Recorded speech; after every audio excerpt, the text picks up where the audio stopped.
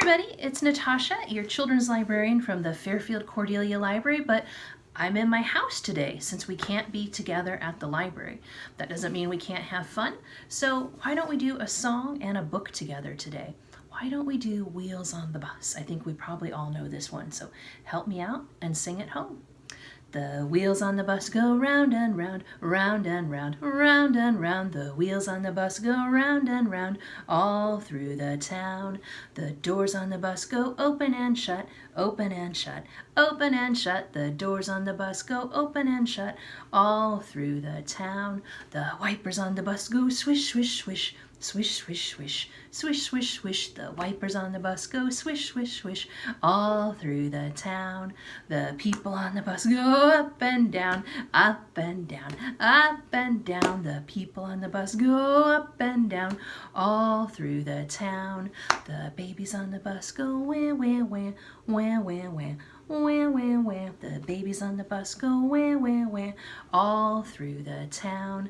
The people on the bus say shh, shh, shh, shh, shh, shh, shh. The people on the bus say shh, shh, shh, all through the town. Oh, very good, everybody.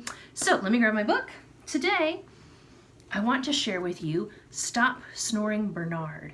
And we want to thank the author, Zachariah OHora, for giving us permission to read it to you online.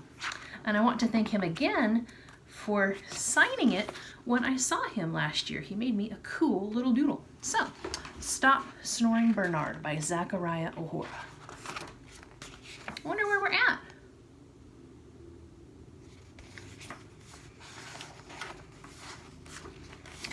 Bernard loved living at the zoo. He loved mealtime, playtime, best of all, nap time.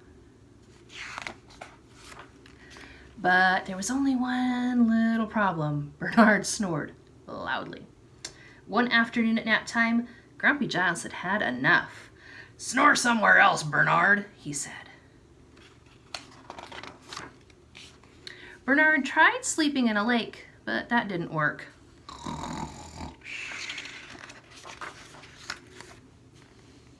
"Stop snoring, Bernard." He tried sleeping in a fountain, but that didn't work either.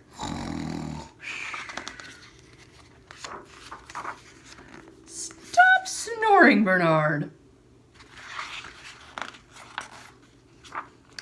He even tried sleeping in a puddle, but that really didn't work.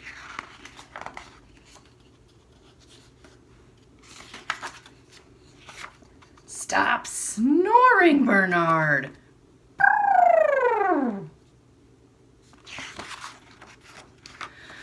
Bernard was sad and lonely.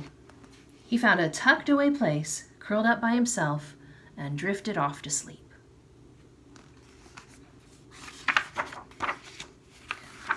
The other otters missed Bernard. They searched for him all through the night. "Bernard! Bernard! Bernard!"